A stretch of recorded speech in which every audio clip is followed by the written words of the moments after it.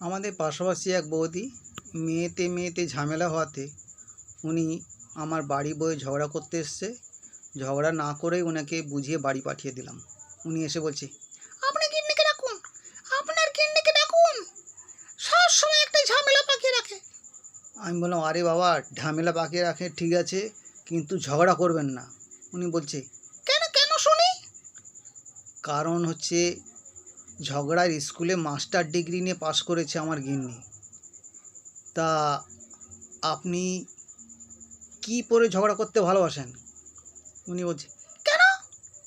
আমি বললাম, আপনি যদি নাইটি পরে ঝগড়া করতে ভালোবাসেন তাহলে একরকম কথা, আর শাড়ি পরে যদি ঝগড়া করতে আসেন তাহলে একরকম কথা।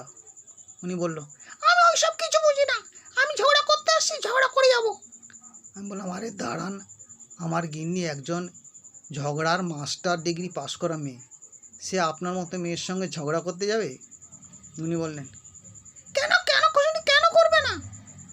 আমি বলি, আপনার যদি ইচ্ছা থাকে একান্ত টিউশনি নিয়ে নিন, একটি ঝগড়ায় ছাত্র ডিগ্রি সার্টিফিকেট পেয়ে যাবেন, তখন যত খুশি ঝগড়া করবেন।